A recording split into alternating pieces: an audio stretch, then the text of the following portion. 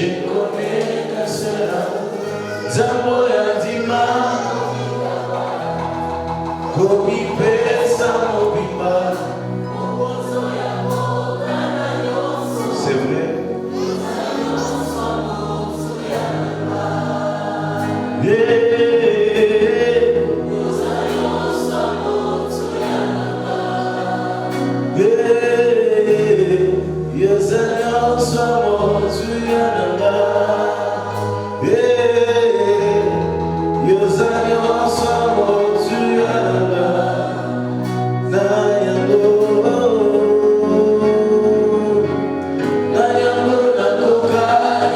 C'est une chanson qui te pousse à être zélé pour Dieu.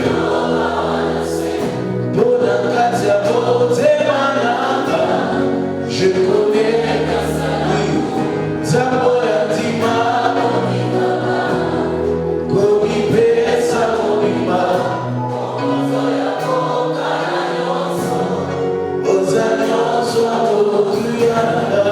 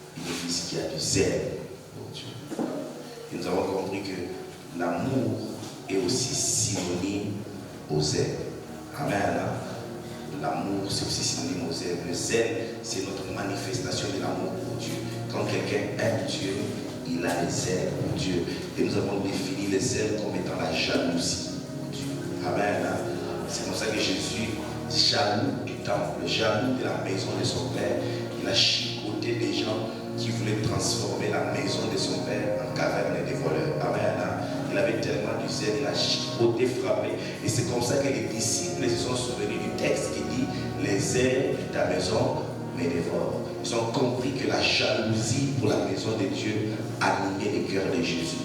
Est-ce que tu es jaloux pour la maison de Dieu? Est-ce que tu es jaloux pour la gloire de Dieu?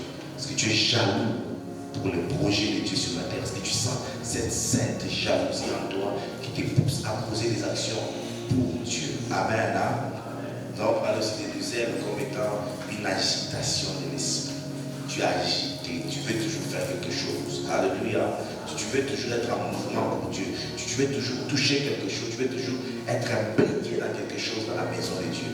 Les ailes te rendent agité dans ton esprit. Tu n'as pas besoin de rester à un endroit. Tu n'as pas besoin de rester figé quelque part. Tu veux faire quelque chose pour Dieu. Tu veux poser des actions pour Dieu. Tu veux faire quelque chose pour la gloire de Dieu. Amen. C'est ce que les ailes font dans la vie de quelqu'un. Et ma prière en ce midi, c'est que l'Éternel communique son zèle dans la vie de quelqu'un au nom de Jésus. Ésaïe 6, 9 nous a montré qu'un autre nom de Jésus, c'est les ailes de l'Éternel. Amen. On appellera les ailes de l'Éternel. C'est ce qui fera les ailes de l'Éternel. Jésus-Christ s'appelle aussi les ailes de l'Éternel. Amen. Voilà pourquoi il n'y a pas plus grand zélé que Jésus lui-même. C'est quelqu'un qui a manifesté son zèle. Et il y a un des livres qui montre comment est-ce que Jésus était zélé. Lorsque vous étudiez les évangiles, c'est les livres de Marc. Dans les livres de Marc, il y a un mot, bien, un adverbe qui se répète souvent, on dit toujours aussitôt. Amen. Lisez bien Marc, vous allez voir, aussitôt. C'est un livre d'action. Jésus les faisait pousser des actions. Son zèle a poussé à la prière, son zèle a poussé à guérir les malades, les zèles pour la maison de Dieu, la maison jusqu'à la croix. Quel zèle! Amen. Quel zèle! Il était prêt à mourir. Dieu s'en parle. C'est comme une brebis qu'on a menée à l'abattoir. Il était prêt à donner sa vie pour que les âmes soient sauvées. Il était prêt à donner sa vie pour que toi et moi nous l'appartenions. Amen. Le zèle te rendra agité pour l'œuvre de Dieu. Les zèles te rendra agité pour Dieu. Les zèles mettra ton esprit en ébullition pour Dieu. Alléluia. En ébullition pour Dieu. En ébullition pour Dieu. En ébullition pour Dieu. Pendant que ma femme était en train de témoigner, j'étais en train de dire à Dieu, Seigneur, je veux un plus grand zèle que celui-là. Amen. Et les zèles. Les zèles, c'est quelque chose. Quand les zèles de Dieu viennent sur ta vie, tu ne comprends pas. J'ai prêché à midi, j'ai prêché à 15h, j'ai prêché de 20h à 4h du matin. Tu vas avoir demain 3 examens. Mais je pars quand même dans une réveillée où je prêche de 22h à 2h, je rentre, j'étudie et puis je n'ai pas fait les examens, puis j'ai réussi. Amen. Lorsque tu as des ailes, tu n'as pas d'excuse. Alléluia. On va dire à ton voisin, lorsque tu as des ailes, tu n'as pas d'excuse. Quand quelqu'un est zélé pour Dieu, il n'a pas d'excuse pour les choses de Dieu. Les gens qui donnent toujours des excuses, c'est un problème. Leur grand problème, c'est qu'ils n'ont pas les ailes pour l'œuvre de Dieu. Amen. En fait, c'est les ailes, les carburants, l'agitation pour les choses de Dieu qui manquent. Les gens qui donnent toujours des excuses manquent des ailes pour l'œuvre de Dieu. Alléluia. Amen. Nous sommes tous autant occupés. On a tous autant de responsabilités. On a tous autant de problèmes. Personne à qui. Écoutez, le diable ne fait pas cadeau à tout le monde ici pour la vie. Mais il y a des gens qui ont des ailes. Et je prie après cette prédication que quelqu'un reçoive une rencontre avec les ailes de Dieu. Amen. Alléluia. Que quelqu'un ait une rencontre avec les ailes de Dieu. On va tenir le mot, on va lire Actes chapitre 3, du 1er au 10e verset. Et c'est là où nous avions commencé au premier culte. Nous allons nager dedans encore. Vous allez voir ce qui se passe lorsque les gens sont zélés pour Dieu. C'est que les ailes de l'éternel de la maison de Dieu fait. Allez-y.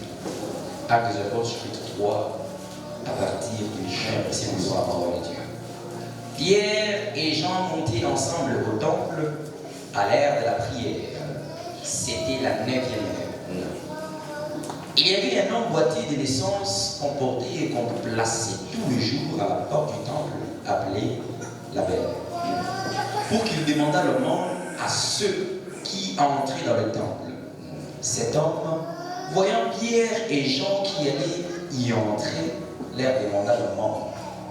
Pierre, de même que Jean, fixa les yeux sur lui et dit, regarde-nous. Et il regardait attentivement, s'attendant à recevoir d'eux quelque chose. Alors Pierre lui dit, je n'ai ni argent, ni or, mais ce que j'ai, je te le donne. Au nom de Jésus-Christ de Nazareth, lève-toi et marche. Et le prenant par la main droite, il le fit lever. Au même instant, ses pieds et ses chevilles devinrent fermes. D'un saut, il fit debout et il se mit à marcher. Il entra avec eux dans le temple, marchant, sautant et louant Dieu. Tout le monde le vit marchant et louant Dieu. Il reconnaissait que c'était celui qui était assis à la belle porte du temple pour demander le monde. Ils firent remplis d'étonnement et de surprise au sujet de ce que Dieu lui a, de ce qui lui était arrivé.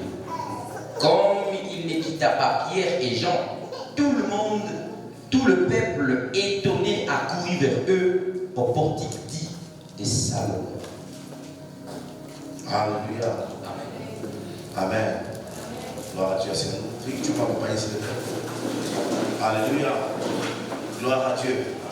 Gloire à Dieu. Alors, ce texte nous parle de choses un peu intéressantes. On nous parle des deux personnages importants que j'ai eu à propos de premier culte, mais que je devrais récupérer pour certains d'entre nous qui sont au deuxième culte, ce qui est normal et logique. Amen. C'est qu'on nous parle de Pierre et des gens qui ensemble montaient au temple. Amen. Et là, nous avons compris une première vérité, c'est que les ailes de Dieu dans la vie de Pierre et des gens, les âmes m'ont poussé de monter ensemble. Alléluia. aide-moi d'abord à dire à ton voisin, montons ensemble. Et c'est ça qui se passe. Lorsqu'il y a les ailes, il y a l'unité. Tu me donnes un mot, amen. Dans l'église dans laquelle il y a un zèle pour Dieu, il y a beaucoup d'unité, très peu de divisions. Les divisions commencent lorsque notre amour, notre zèle pour Dieu commence à diminuer. Ok. Est-ce qu'on est ensemble? Le manque de zèle amènera toujours la division. Vous savez que lorsque l'intérêt commence à diminuer quelque chose, on a besoin d'abandonner ça rapidement. Faux. Lorsqu'on ressent plus de l'amour pour quelqu'un, on commence à chercher des raisons pour le laisser tomber. Est-ce qu'on est ensemble? De la même manière, lorsqu'on n'a plus de zèle pour Dieu, les gens arrêtent de marcher ensemble. Amen. Et c'est possible que nous arrêtions de marcher ensemble, Pierre devant, si le zèle n'est pas dans notre cœur. Tu venais toutefois à l'intercession, tu avais l'habitude d'être là à l'évangélisation, tu avais l'habitude d'être là à la chorale, tu étais habitué de la protocole, tu étais zélé, on était ensemble. Mais lorsque les zèles diminuent dans la vie de quelqu'un, les hommes arrêtent de marcher ensemble. Alléluia. Je prie dans le nom de Jésus que les zèles soient préservés dans cette église au nom de Jésus. Que les zèles soient préservés dans chaque département au nom de Jésus. Que chaque personne qui sert dans cette église continue à être affectée par les ailes de l'Éternel au nom de Jésus-Christ. Lorsqu'il y a des ailes, il y a l'unité, frère. Quand tu vois le manque d'unité dans un groupe, sache que les ailes avaient déjà commencé à diminuer. S'il y a des ailes, les gens marchent ensemble. Mais ce qui m'a intéressé au premier culte, c'est pas ça. Je ne sais pas pourquoi les Saint-Esprit nous parlent de ça. Mais une chose qui m'a intéressé, c'est la vie de Pierre et la vie des gens. La vie de Pierre et la vie des gens.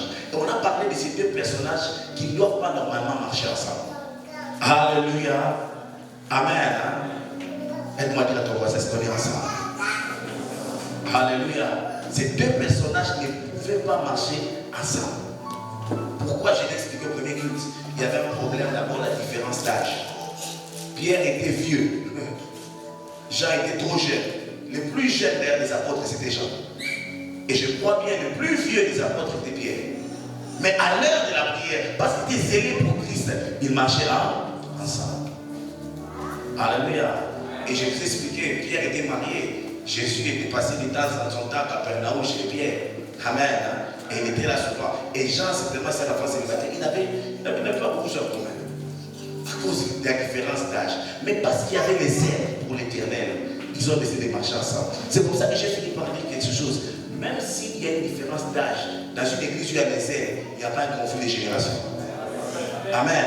Dans une église où il y a des ailes, même dans un département où il y a des ailes, on verra des vieux papas et des jeunes tous chanter dans la même chorale. Alléluia. On viendra au protocole, on trouve une maman et une jeune sœur en train de servir Dieu ensemble. Pourquoi? Parce qu'il y a les ailes. Il y a des gens qui disent, moi je vais servir au protocole là, pourquoi? Parce qu'il y a beaucoup de jeunes. Tu as un problème si tu n'as pas les ailes. Parce que Pierre et Jean étaient ensemble.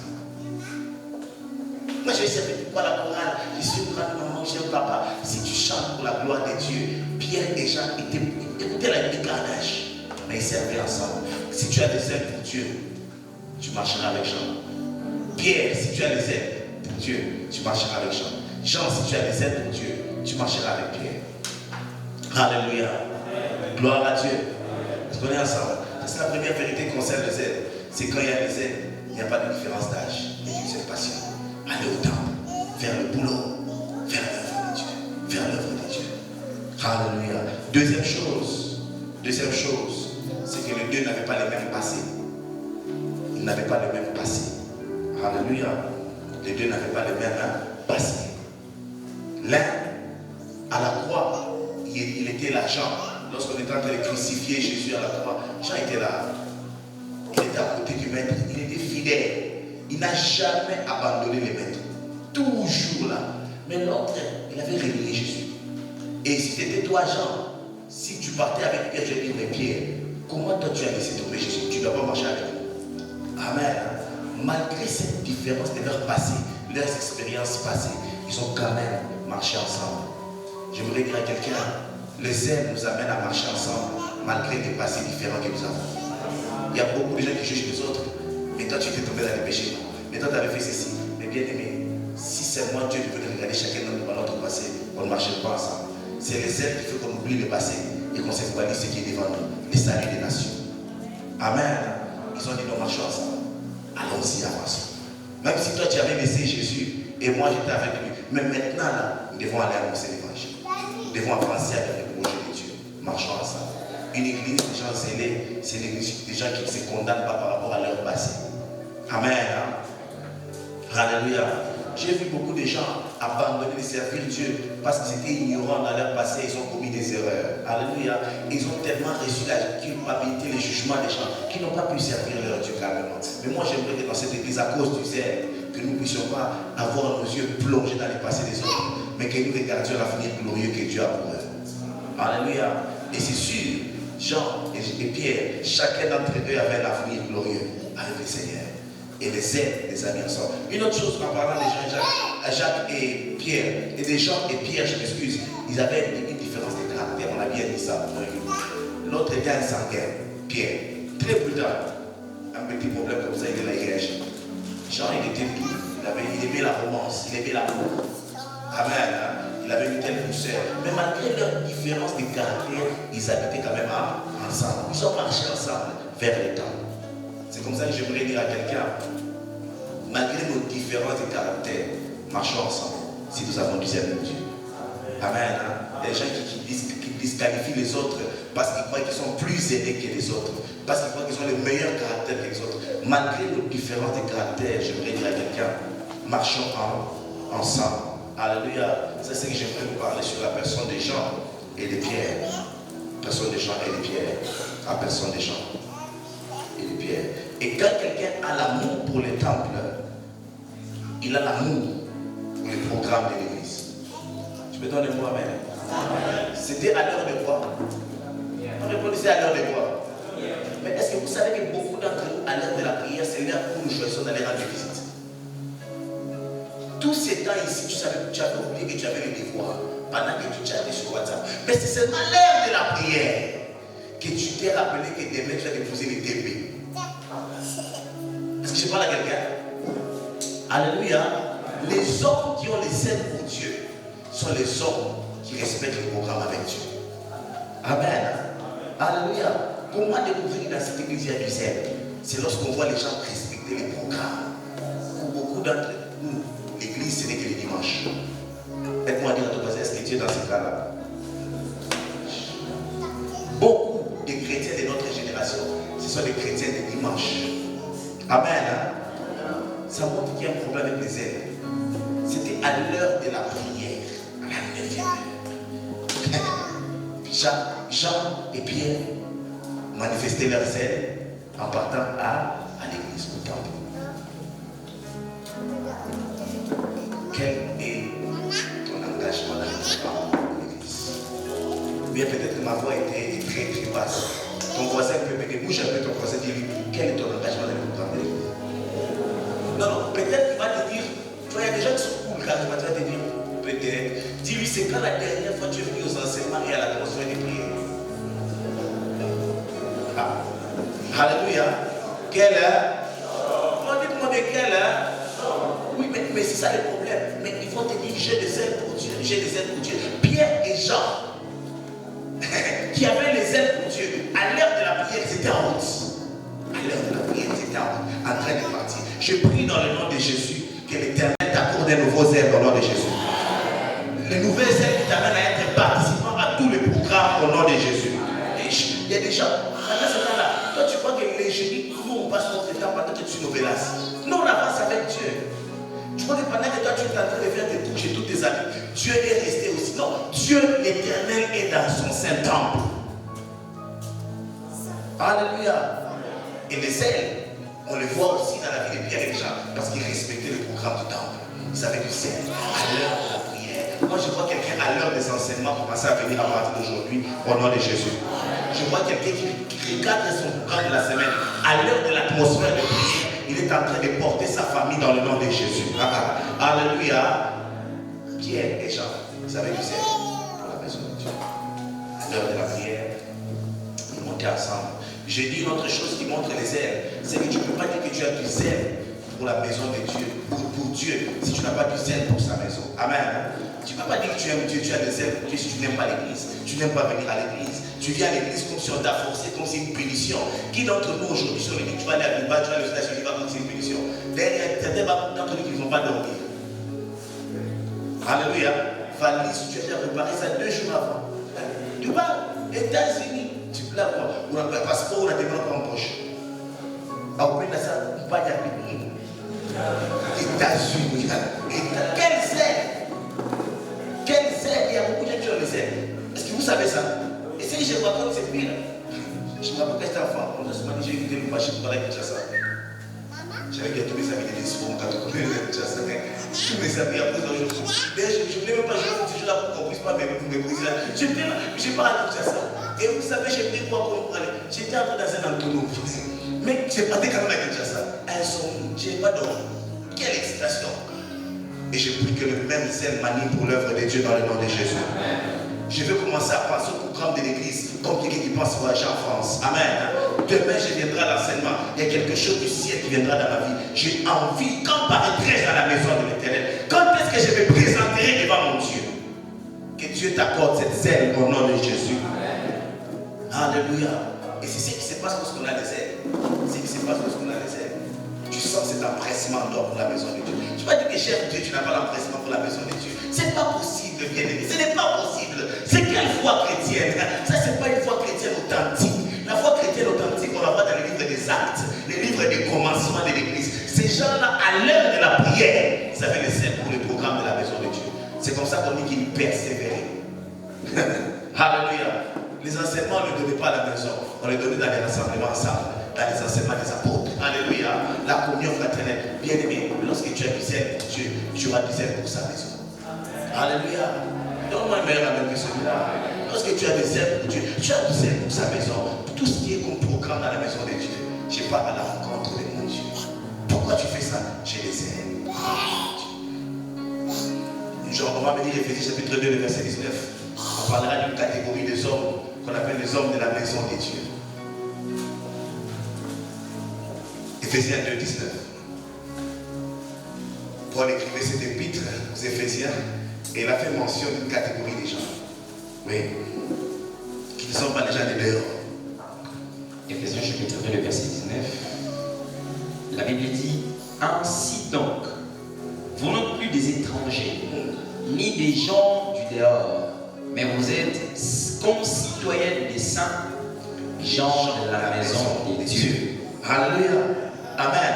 Qui sont les gens de la maison de Dieu? Les gens de la maison de Dieu sont les hommes que Dieu a établis dans sa maison. Amen. Les pasteurs, c'est un homme de la maison de Dieu.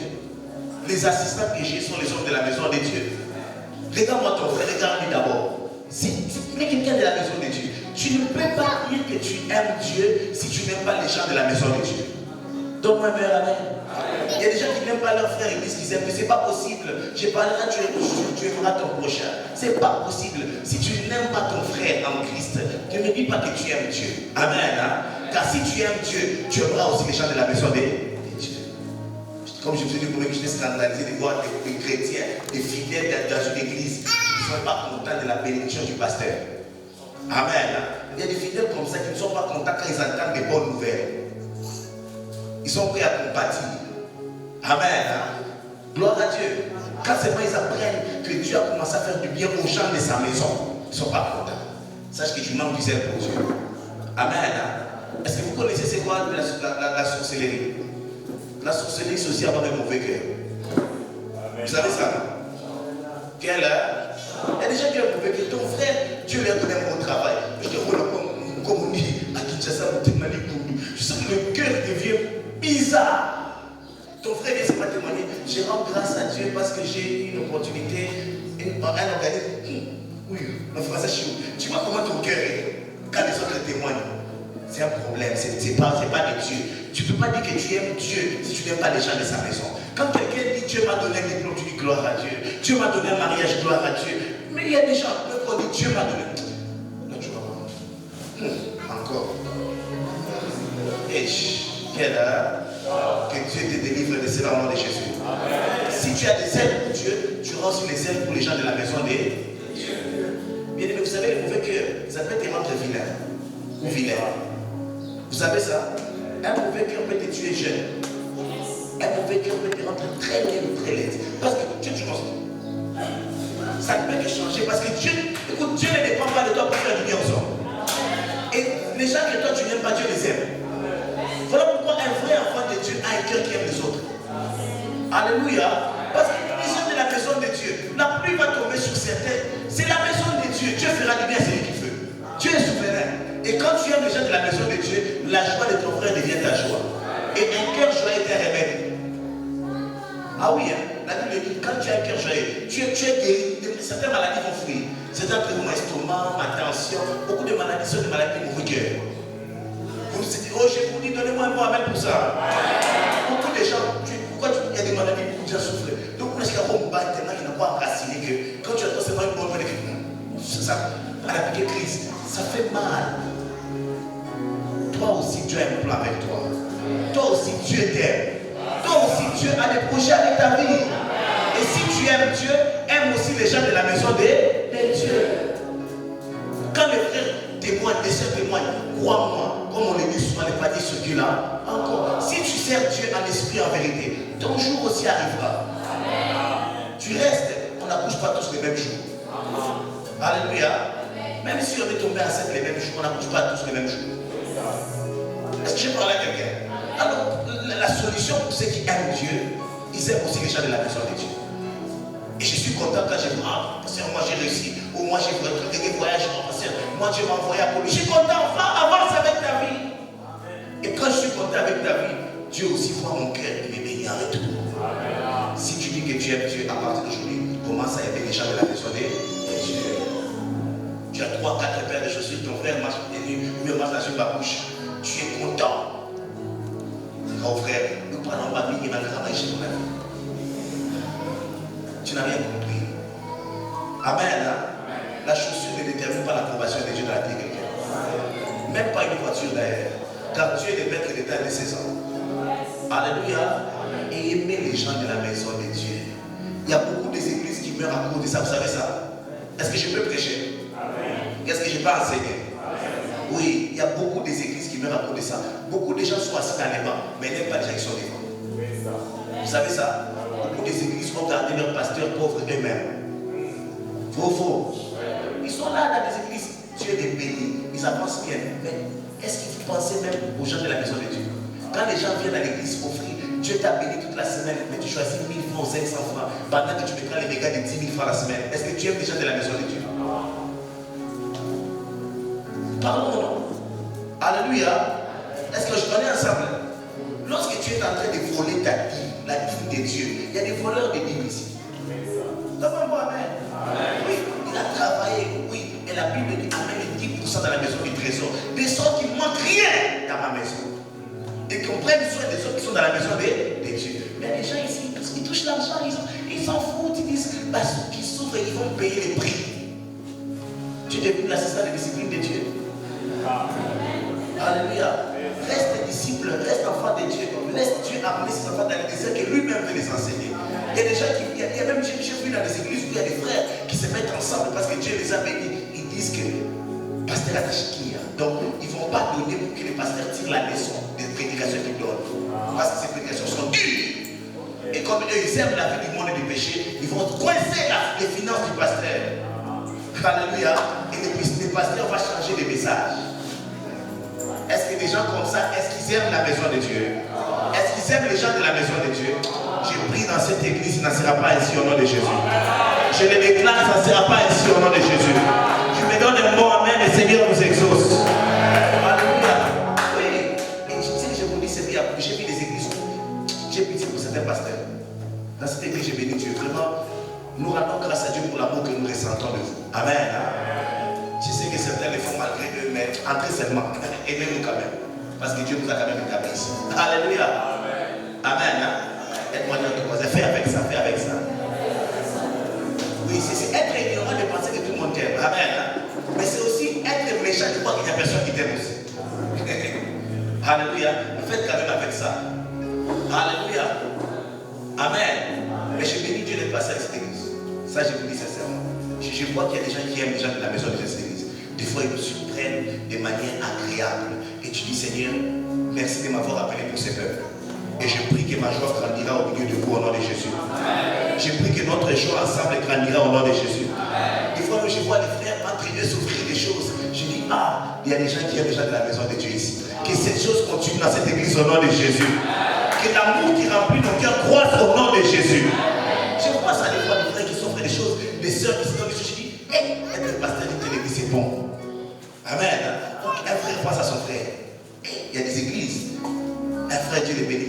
guérison, vous n'allez pas respirer. Il va vous rappeler comment il a souffert. C'est comme si vos prières ne servaient à rien. Alléluia. Moi, je vais avancer rapidement. Quand tu aimes Dieu, quand tu as des ailes pour Dieu, tu as aussi les ailes pour les bonnes œuvres. Amen. Quelles sont les bonnes œuvres que cet homme a fait? Quelles sont les bonnes œuvres que cet homme a accompli? Il y a cet homme qui était boiteux, qui était là-bas à la porte du temple, la belle. Et cet homme-là qu'on appelle la belle, la porte qu'on appelle la belle, cet homme-là était boiteux. Il était là. Et Pierre et Jean sont venus. Ils ont dit à cet homme, nous on n'a ni or ni argent, mais ce que nous avons, nous allons te les donner. Ils avaient un cœur pour les besoins des autres. Ils ont prié pour cet homme. Ils ont manifesté la gloire de Dieu. Et ce que je voulais dire à quelqu'un, les gens qui ont du zèle pour Dieu ont toujours quelque chose à donner. Est-ce qu'on est ensemble? Quand tu as du zèle pour Dieu, tu as toujours quelque chose à donner. Même si tu ne donnes pas l'argent, tu donneras la prière. Amen. Quand tu aimes Dieu, tu peux voir ton frère souffrir. Tu dis, frère, tu chômage avec la pita, mais je te la cache, je vais t'accompagner. Est-ce que je parle à quelqu'un? Parce que il m'a rien jamais pour ça. Mais je ferai quelque chose pour toi. Je vais demander à Dieu de te donner un enfant. Est-ce que je parle à quelqu'un? Quelqu'un qui a du zèle pour Dieu, il fait des bonnes œuvres. Et il a toujours quelque chose à donner. Il a dit, nous n'avons ni or ni argent. Mais ce que nous avons, ce que j'ai, je te donne. Alléluia. Amen. Ça c'est une leçon que j'ai tirée. Quand tu es rempli de zèle, tu feras toujours du bien aux gens. Amen. Le zèle pour Dieu, c'est quoi le bien que nous faisons ensemble? Est-ce que tu fais du bien aux gens? Alléluia. Alléluia. Une autre chose que les zèles fait en nous. Alors je vais ouvrir une parenthèse que j'ai fermée rapidement. Lorsqu'ils ont commencé à parler, qui a pris la parole? Qui avait pris la parole? Est-ce que c'était Jean? Qui était le plus âgé? Aussi dans les ailes, il y a l'ordre et la discipline. Donc on voit bien. Il y a des gens dans les ailes, ils débordent. Il y a même les manques de respect. Dis-moi même, on va passer. Parce que nous sommes tous des frères. On oublie que parmi les frères, il y a aussi ce qu'on appelle les aînés. Ça c'est bon. Amen. Hein? Mais comme on a tous les Saint-Esprit, il y a même des frères qui débordent des langages. Est-ce qu'on est ensemble? Parce que nous sommes tous des sœurs. Et comme nous sommes tous les fils d'un même père, alors on peut se parler n'importe comment. Mais j'aime ces jours-là, ce qui s'est passé. Ces jours-là, ce qui s'est passé, c'était merveilleux. Amen. Pierre et Jean marchaient ensemble. Mais lorsqu'ils devaient parler, Jean a dit, Pierre, c'est toi le maître. Alléluia. Parle. Aide-moi à dire à ton voisin, n'aie pas un zèle dans les autres. Il y a des gens qui ont du zèle. Amen. Un zèle excessif. Tu n'es pas responsable du département. Tu n'es pas responsable de l'église. Tu n'as aucune responsabilité sur le troupeau de Dieu. Mais tu es en train de parler au nom de l'église. Qui t'a envoyé? Dis-moi qui t'a envoyé. Oh, c'est les zèles. Ça, c'est pas un zèle, ça. Les zèles amènent c'est fait dans l'ordre. Amen. Tu es là, on n'a rien dit, le président n'a pas fini pour la réunion. Toi, tu es qui pour couper la réunion? Donc, même moi-même, il y a beaucoup de symboliques qui se cachent dans l'église. Et ils utilisent l'esprit pour révéler leur manque de bonne éducation. Et ce que je dis, c'est très vrai. Et beaucoup des églises en souffrent. Bien aimé, dans l'église, Paul a parlé des hommes considérés, les aînés, trop faux. Dans Galates, il a dit, quand j'étais devant eux, il y avait des hommes qu'on considérait. L'église ne favorise pas l'impolitesse. L'église, c'est un lieu de rééducation et d'éducation. Donne-moi un meilleur amen. Il y a des gens, ici c'est l'église. Le droit d'aînesse n'est pas resté à la maison. Donnez-moi un amen. Il y a même des frères, parce que tu passes à la chair, tu as le ministère et la paix, tu mets tout le monde à genoux, tu mets tout le monde debout, tu fais tout le monde tous les gestes. Fais attention. Amen. Alléluia. Fais attention. Le ministère ne valide pas l'impolitesse. Ceux qui sont parents, appelez-les parents. Gloire à Dieu. Amen. Tu me donnes un mot, amen, au gloire. Empêcher des choses. Et c'est ce qui se passe que dans beaucoup des églises, il y a des problèmes. Quand il y a beaucoup de conflits, c'est parce qu'il y a des ailes qui sont mal placées. On ne t'a pas donné la responsabilité. On ne t'a pas donné les programmes. Mais toi, tu viens décider à notre place. Tu es qui? Pourquoi? Au nom j'ai les ailes. Vous l'avez dit, contrôle ton zèle. Jean contrôle ton zèle. Jean fait quoi? Contrôle. Là où il y a Pierre, Jean fait attention. N'est-ce pas, trésor? Samy, n'est-ce pas? On est ensemble. Parce que ce sont mes pasteurs assistants. J'ai dit, est-ce que j'ai dit que ce sont mes pasteurs à moi? Ce sont mes assistants. Amen. Hein? Donc ils doivent savoir clairement qu'il y a des hommes qu'on ne touche pas. Ça, c'est les pasteurs. Ah, j'ai une frère qui a dit oui. Parce qu'on peut bénir Dieu d'abord pour ça.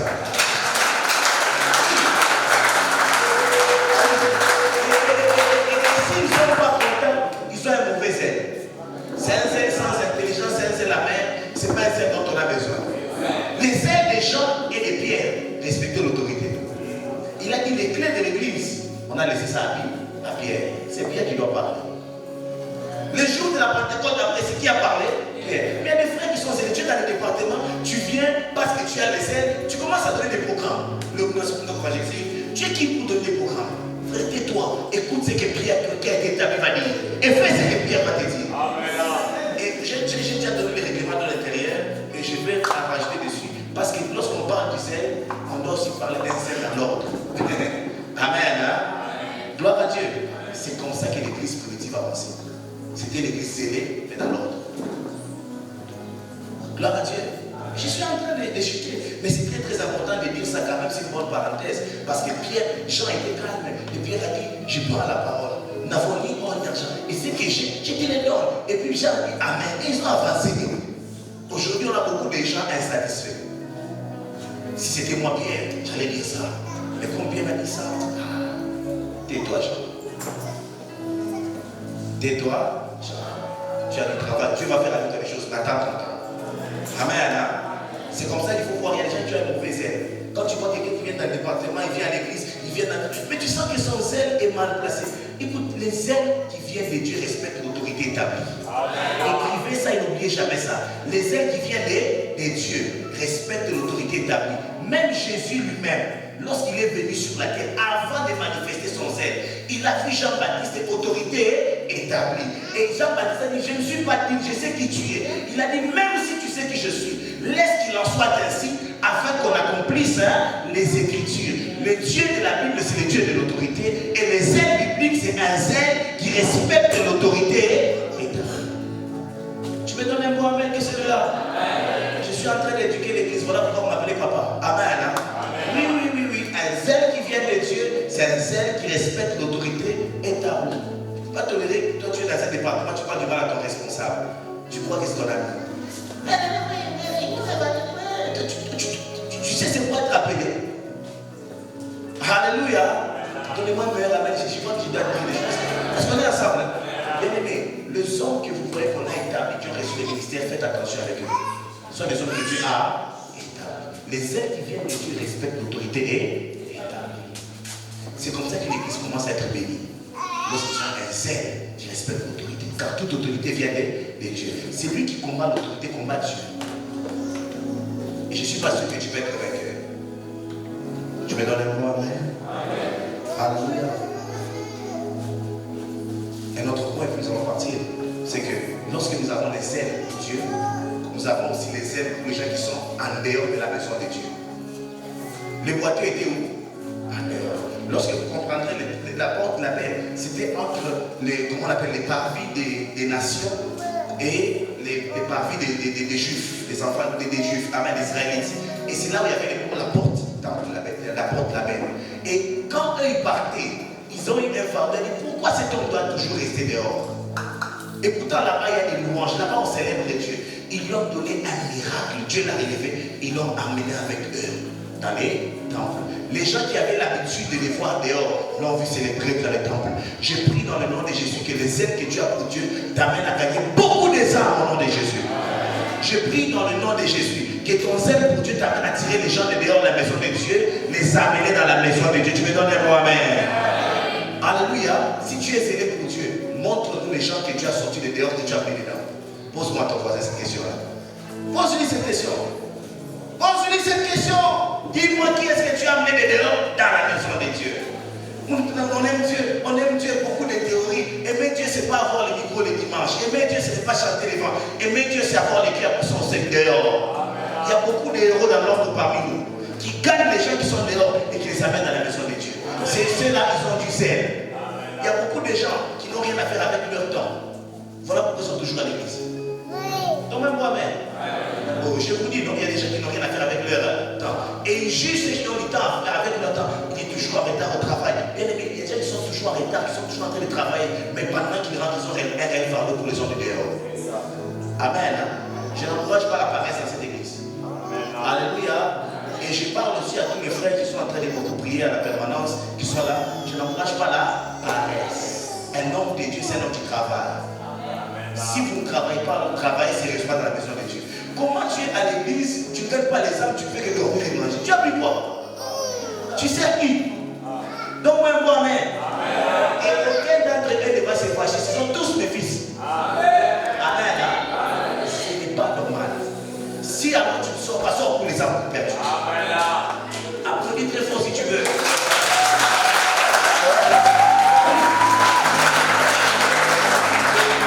Et si quelqu'un se fâche, il dit c'est le pasteur qui a dit ça. Amen. Les ailes bibliques n'encouragent pas la paresse. Si alors tu es à la commence à dormir, aie un programme pour les gens de dehors. On sache que c'est frère qui dort, ne dort pas en vain. Chaque jour, il est en train de briser dehors pour ramener dans la maison de Dieu. Il fait quelque chose pour Dieu. Amen. Aujourd'hui, il y a des spécialistes. Dans beaucoup de nos églises, il y a des spécialistes en permanence. Il est toujours en train de prier, il ne fait rien. Il n'évangélise pas. Il veut toujours être à côté des pasteurs, en train de maudire, en train de prêcher. Qui t'a dit ça, le ministère? Les ailes, ce n'est pas ça. C'est voir les gens de dehors. Pierre et Jean, regardez les gens de dehors. Ils doivent entrer un jour avec nous. Un jour, ils doivent entrer avec nous. Qui sont les personnes que tu as ciblées pour évangéliser? Qui sont les personnes que tu as ciblées pour évangéliser? L'excès de prière va nous tuer. Gagne les âmes, gagne les âmes. Que ton zèle soit visible dans les gens de dehors. Parle-leur de Jésus. Dis-leur que Dieu l'aime. Montre-leur ton zèle pour la maison de Dieu. Quand j'aime la maison de Dieu, j'aime aussi les gens de dehors pour la maison de Dieu. Je veux qu'un jour que mon voisin, les campistes là d'à côté, les receveurs là qui me prennent, les motards qui prennent mes enfants, je veux qu'un jour qu'ils viennent aussi prier. Parce que j'ai du zèle pour la maison de Dieu. C'est lui qui a du zèle pour la maison de Dieu. Il a aussi du zèle pour les gens qui sont en dehors de la maison de Dieu. Du reste, j'ai dit ça à certains de mes fils, prier n'est pas un travail. C'est évangéliser qui devient un travail pour Dieu. Alléluia. Prier, c'est la vie de tout enfant de Dieu normal. C'est la communion avec Dieu. Quand tu commences à aller, tu commences à gagner ta paix. Maintenant, tu es dans les champs de Dieu. Et tout ouvrier qui est dans les champs de Dieu mérite des salaires qui viennent de Dieu. Tu n'es même pas dans les champs de Dieu, tu es en train de prier pour ton propre problème, tu as faim, la vie est dure et tu crois que tu sais Dieu. Ce n'est pas le ministère ça. Amen. Ce n'est pas le ministère ça. Le ministère, c'est ce que Pierre a dit. Nous avons tout abandonné. Ça, c'est le ministère. Alléluia. Le ministère, c'est lorsque tu dis nous avons tout abandonné. Ça commence à devenir le ministère. C'est un prix à payer. C'est une douleur que nous ressentons pour l'avancement de l'œuvre de Dieu. Les ailes nous amènera que les hommes s'attachent à nous. Est-ce que cet homme les a quittés? Beaucoup d'entre vous, les gens ne s'attachent pas à vous parce que vous n'avez pas du zèle pour Dieu. Il y a des hommes que Dieu mettra qui vont vous soutenir, vont vous accompagner parce que vous avez du zèle pour Dieu. Manifestez les ailes pour Dieu. Il y a des gens qui viendront chez vous, qui vous aimeront, qui vous porteront toute leur vie parce que vous avez des ailes pour Dieu. Les ailes pour Dieu comme d'éléments qui attirent des gens vers vous. Que Dieu bénisse sa parole.